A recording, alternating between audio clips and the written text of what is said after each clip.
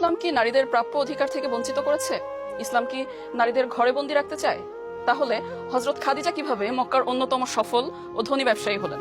হযরত আয়েশা কিভাবে যুদ্ধে যোগ দিলেন? নারী অধিকার প্রশ্নে মূল বিরোধের জায়গা হলো ইসলাম বিরোধীরা চায় নারী পুরুষের ইকুয়ালিটি বা সমতা, আর ইসলাম চায় ইকুইটি বা ন্যায্যতা। এই ছবিটি দেখুন। ইকুয়ালিটি বা সমতা হচ্ছে কারো যোগ্যতা বা প্রয়োজন বিবেচনা না করে সবাইকে সমান সুযোগ দেয়া, আর ইকুইটি বা ন্যায্যতা হচ্ছে যোগ্যতা ও প্রয়োজন বিবেচনা করে যার যা দরকার তাকে সেই পরিমাণ সুযোগ দেয়া। নারী ও পুরুষের অধিকার ও কর্তব্য নির্ধারণে ইসলাম ইকুইটি বা ন্যায্যতার বিধান দিয়েছে। পুরুষ শারীরিকভাবে অধিক শক্তিশালী, সে মানসিকভাবেও বেশি চাপ নিতে সক্ষম, তাই ইসলাম তাকে দিয়েছে অর্থ উপার্জন ও পরিবার প্রতিরক্ষার দায়িত্ব। আর নারী অধিক ধৈর্য ও কোমল হৃদয়ের অধিকারী, তাই তার মূল দায়িত্ব হচ্ছে পরিবার ও সন্তান পালন।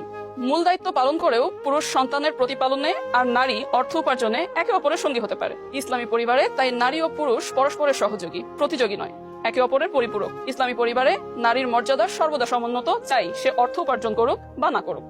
এখন প্রশ্ন হচ্ছে, ইসলামী পরিবারের প্রধান কে, স্বামী না স্ত্রী? একটি প্রতিষ্ঠান বা দলের দুইজন তো প্রধান থাকতে পারেন না। প্রধান তো তাকেই করা হয় যে অধিক কর্মক্ষম, অতিরিক্ত দায়িত্ব নিতে প্রস্তুত।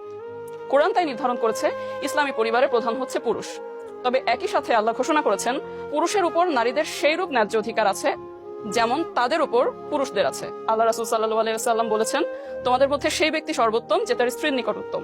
বাস্তবতা হচ্ছে সঠিক ইসলাম চর্চার অভাবে আমাদের অনেক মুসলিম পরিবারে মেয়েরা তাদের প্রাপ্য সম্মান বা অধিকার পায় না। তারা অনেক ক্ষেত্রে নির্যাতনের শিকার হয়, কিন্তু এই নির্যাতনের জন্য ইসলামকে দায়ী করে ইসলাম বিরোধীরা যে ইকুয়ালিটি বা সমতার ধারণা নিয়ে এসেছেন তা আরেকটা বিভ্রান্তি। ইকুয়ালিটি বা সমতার কথা বলে তারা পরিবারে স্বামী স্ত্রীকে পরস্পরের মুখোমুখি দাঁড় করাচ্ছে, একজন আরেকজনের প্রতিযোগী হয়ে উঠছে। এর ফলশ্রুতিতে বাংলাদেশ সহ সারা বিশ্বে পরিবারগুলো ভাঙনের মুখে পড়ছে। বিবাহ বিচ্ছেদের সংখ্যা উল্লেখযোগ্য হারে বাড়ছে। বাংলাদেশ পরিসংখ্যান ব্যুরোর 2022-এর জরিপ অনুযায়ী ঢাকায় প্রতি 40 মিনিটে একটি করে তালাক হচ্ছে। একটু ভেবে বলুন তো, নারী পুরুষের মধ্যে কি সত্যিকার অর্থে ইকুয়ালিটি বা সমতা স্থাপন করা সম্ভব? একজন পুরুষ কি পারবে সন্তান জন্ম দিতে, বুকের দুধ খাওয়াতে, সন্তানকে মায়ের মতো করে যত্ন নিতে? ইকুয়ালিটি বা সমতার প্রশ্নে পুরুষ দলের বিপক্ষে কি পারবে নারী দল ফুটবল খেলতে? আপনার কি মনে হয় না ইকুয়ালিটি বা সমতার কথা বলে মেয়েদের সাথে এক ধরনের প্রতারণা করা হচ্ছে?